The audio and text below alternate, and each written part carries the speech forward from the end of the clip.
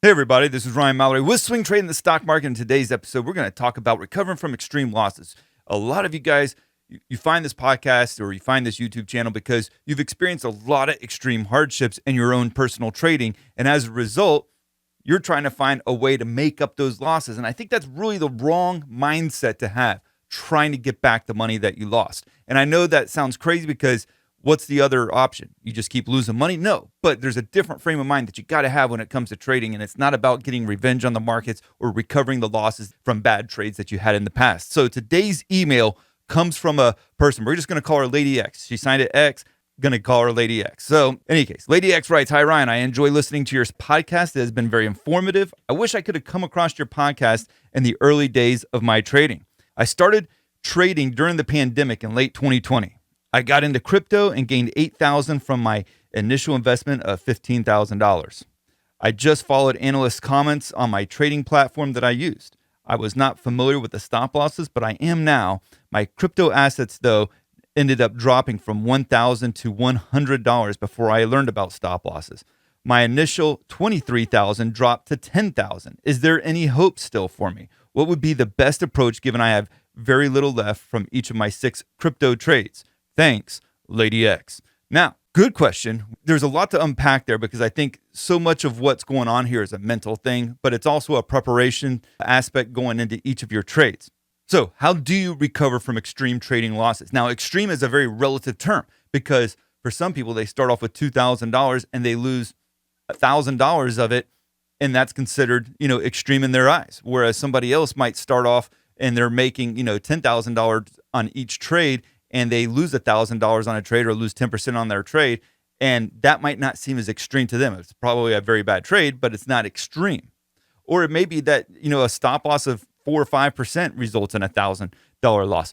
The point is that extreme trading losses is a very relative term. It fluctuates from person to person. But what you want to think about is that it's not about recovering the losses. It's about beginning again, starting again, coming at it with a new approach, a more disciplined approach, a more methodical approach. You can't look at trading with every future trade that you take as like, I got to get my money back. Yes, at some point, if you manage the risk and you can get yourself into good, profitable trades, manage the profits wisely, then yes, those profits do get recovered over time.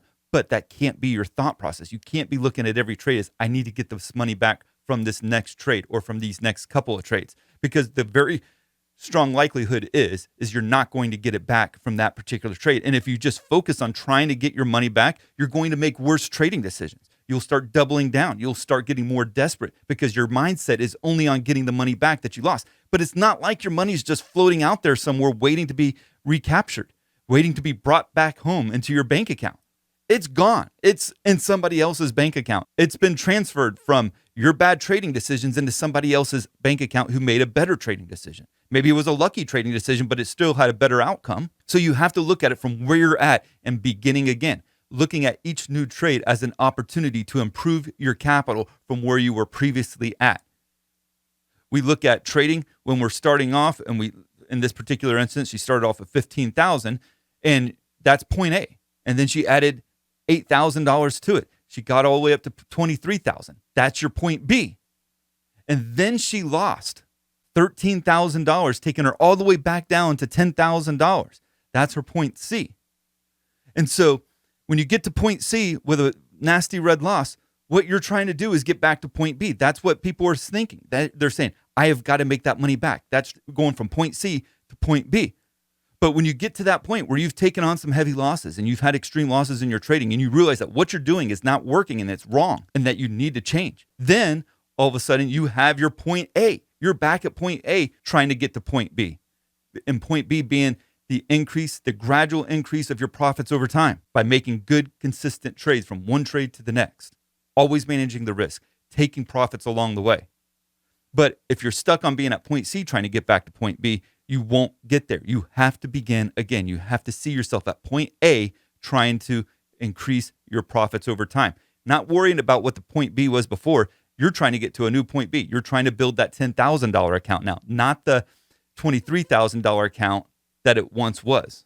It's now $10,000. That is your point A. Also, something that I think that helps all traders out is swingtradingthestockmarket.com. It's available on YouTube. It's also available by going to swingtradingthestockmarket.com. If you want to access it through YouTube, you can just click the join button down below. Via Spotify or any of the podcast platforms, check out swingtradingthestockmarket.com. You're going to get all of my market research each and every day. That's going to include updates on all the indices, the big tech stocks that are just running wild right now in the market. Plus, you're also going to get my weekly bullish and bearish master watch list updates and daily watch lists, the stocks that I'm looking at each day for potential trades. Lots of videos, really good stuff. Check it out. You're also supporting this podcast in the process. So the next question, once we realize that it's not about recovering losses, it's about beginning again, starting where you're at, making better trading decisions. Then we have to ask us, what is our why in trading? Why do we trade? Why are we trying to make that next trade? What are we in it for? Is it for the hype? Is it for the FOMO? For the fear of missing out? Is it for all the rage? Because that's what you're seeing on the news. Lady X talked about how she was making her trading decisions based off of what the analysts were saying on TV, based off of what she was seeing on the internet. Well, I hate to break it to you. These people, they don't have your best interest at heart. When they're going on the television and they're talking about a particular stock, they're not telling you that about that stock because they want you to make money from it. No, nobody goes on there and says, hey, I'm going to tell you all about these trades. I got these really good trade ideas because I want everybody out there to make money. These blowhards that go on cable news networks at night and tries to tell you to buy, or sell, they don't care about you. They care about their ratings. They care about how well their portfolio is going to do as a result of trying to recommend it. They're pumping. Yes, and I know I have things that I sell on my website as well, but at least I'm telling you, this is what I'm giving it to you for. There's a general understanding that says I'm giving you my research, I'm giving you all my analysis, I'm giving you my different trade ideas that I come up with in return for a set amount of money. But not these people on CNBC. They try to act like these great, kind-hearted people that really want to see you do well. And the reality is they don't. They really don't care. They don't care if your portfolio does great or it does horrible. They're going home and they're going to eat at that 5-star restaurant later that night without a care in the world for how good or how bad that you're doing. So when you're following these people, they don't have your best interests at heart. They don't care how well you do. And so it would make sense that we don't follow those kinds of people. But the why in our trading, the hype, the rage, the FOMO, the fear of missing out, the fear that this is the big new thing and I'm not going to have a piece of it. Like what we're seeing with AI right now, what we saw before with the metaverse, what we saw before with Web3, and what we've seen before with NFTs and crypto. Why do people get into it in such massive numbers? Because they're so afraid that they're going to be the only ones that don't make money from it. And that's stupid. Because in the end, it's not about the hype. It's not about the FOMO. What we really need to be meticulous about is ignoring that kind of stuff and focusing on good risk management, on looking for quality trade setups that follow a strong reward at a risk that is manageable for us. So once we figure out the why, then we have to have the plan. How are we going to get there? How are we going to make a meaningful move over time from point A to point B? That's got to be including taking profits along the way. And those profits are going to be far more than the risk that we take on or the losses that we incur along the way, because there will be losses. You can't go into it and thinking that I'm not going to have losing trades, because you will. Guaranteed it at least 50% of the time if you're lucky. So how are we going to, that should be a huge focus for us. How are we going to make sure that the risk is being minimized? If we stay in these trades until they completely blow up, why are we even trading? Because those blown up trades are going to make it where you have no shot at success. So you got to take them quick. You got to take them fast, and you got to take them before they get out of hand. The losses cannot be uncontrolled. Now, on the flip side, the profits have to be controlled as well, but you want to give them as much room, as much opportunity to run wild. So one of the best ways to do it, because here's what the big fear is for a lot of traders. They get into a trade at $100, it goes up to $120, and they take profits at $120, and they see it go to $200. That's the big fear. And that happens. That's going to happen. When you get out of a trade, it doesn't matter to the stock whether you're in it anymore. What it's going to do is it's going to go up or it's going to go down over time. It doesn't have to validate the fact that we got out of the trade, so it needs to tank now.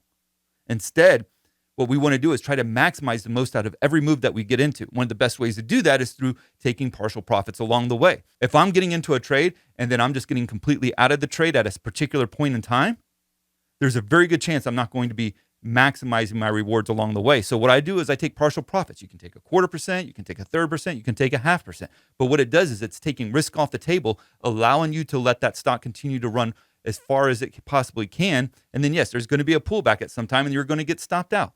almost every trade ends with bitterness. The fact that even a good trade, when you get out, it's like, man, I hate having to be out of that trade. You're almost going to have like a separation anxiety when you get out of some of your trades because they've been so good to you. You hate to wake up the next day and that stock not being in your portfolio because you've been married to that stock. So we have to have a plan in place for how we're going to take profits, for how we're going to manage risk. What is our risk tolerance? What's the most that I'm willing to lose on a trade? Because there's going to be some trades out there where it might have a 10 or 15% stop loss, but it looks really attractive to wanting to take. But if you don't know your risk tolerance, that might not be a trade that falls within your risk tolerance. And so you're putting yourself in a bad position to where, because it's way outside your risk tolerance, you're not going to follow a stop loss because you can't afford to take that kind of a loss on a trade. So you need to know it. For some people like myself, I like to target trades that are about 3 to 5% stop losses. Sometimes I might even scoot it up a little bit beyond 5%, but that's an area where I'm comfortable with. I don't do 10% and I don't do 15% stop losses because my risk tolerance doesn't allow for it. And based off of my style of trading, it doesn't allow me to have a good reward risk ratio either.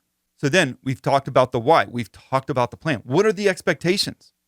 What are the expectations? Because I would say with Lady X, the expectation is I want to get back to $23,000 from $10,000 in my account right now. Is that the right expectation? No, because we just talked about we can't look at going from point C back to point B, retracing. We got to look at point A, and we're trying to move forward now to a new point B, to a new opportunities of consistent profit building and minimizing the losses. Is the expectation for your trading riches? Because a lot of people get into it because they want to get rich. I get hit up all the time from people that I might have known in high school or somebody that I knew in college, and they're like, hey, I wanted some good stock picks. Well, why do they want the good stock picks? As if I'm like a genie in a bottle here that can just, grant you 3 stock pick wishes. Why are they doing it? Because they want to get rich. They want a big payday. They feel like that there's like some kind of like magic to this kind of stuff. And there's not. It's just risk management. And what's the other thing? Lifestyle. People want a different lifestyle. They want a bigger home, better car, fancier clothes. Of course. I mean, I don't really care too much about the clothes considering, I'm wearing one of these Costco shirts pretty much on every one of my podcast episodes and a pretty worn out hat. I don't care about that. But yeah, I like nice cars. I like a nice house. Sure. But my trading can't be based on that. Once you start to lose sight of the expectation, what is the expectation for me? Mine is consistent profit taking, going from one trade to the next without blowing up the account, with keeping the risk tight at all times. And yes, I do believe that my account will grow over time as a result of doing that. And it does. But if my expectation is to get rich or to have some kind of lavish lifestyle that is funded by this, well, then all of a sudden my focus is on something different than making trades. My expectation is the lifestyle that it creates or the riches that you hope that comes your way. But that can't be it, because then we're not going to trade well. And so when we find out the why and we figure out the plan and we figure out what is our expectation, then we have a focus. And that focus becomes not about the money, not about the riches, not about the lifestyle, not about fancy clothes, but it becomes about the trade. It becomes about the process, because trading is a process. You buy stock ABC, then the next trade's DEF. The next trade after that, GHI. And yes, I'm just going down the alphabet there. But what I want you to understand is that trading is about going from one trade to the next. Who cares about what 3 or 4 letters are associated with the symbol? What we're following is the technical analysis behind the trade, the opportunities, the reward, the risk, what is going on with the sectors that it's trading in, the industries that it's trading in, using a top-down trading strategy. We want to be focused on one trade to the next, not trying to meet a bill, not trying to focus on the lifestyle that it might create for us. We don't want to be chasing into the hype and the FOMO. We want to focus on the process, going from one trade to the next, not letting the losing trades ruin us, keeping those losing trades less than meaningful because they're not impacting the bottom line. That's what we want to do in our trading. And if we do go through a drawdown, we want those drawdowns to be shallow, and drawdowns do happen. But they have to be shallow drawdowns. We can't be so reckless with our trades where we're taking on 10 to 15% losses on just tons and tons of trades, or we're just letting all of our losing trades just continue to run wild against us. No, we got to keep the risk tight. We got to keep it minimal. And we got to focus on taking that next trade, managing the risk, maximizing the profits. If you enjoyed this podcast, and I hope that you did, make sure to like and subscribe to my YouTube channel. And if you're listening to it on Spotify or on Apple Podcasts, make sure to leave a 5-star review. I really do appreciate those. They do mean a lot to me. So Make sure to check out swingtradingthestockmarket.com. If you have any questions that you want included on this podcast, send me an email, ryan@shareplanner.com. I do read the emails. I promise you I do. They go right to my inbox. I read them. I try to make a podcast episode out of every one of them. So do that. Check out swingtradingthestockmarket.com or just click join below. Thank you guys, and God bless. Thanks for listening to my podcast, Swing Trading the Stock Market. I'd like to encourage you to join me in the SharePlanner trading block, where I navigate the stock market each day with traders from around the world. With your membership, you will get a 7-day trial and access to my trading room, including alerts via text, email, and WhatsApp. So go ahead, sign up by going to shareplanner.com/trading block. That's www.shareplanner.com/trading block. And follow me on SharePlanner's Twitter, Instagram, and Facebook, where I provide unique market and trading information every day. If you have any questions, please feel free to email me at ryan@shareplanner.com. All the best to you, and I look forward to trading with you soon.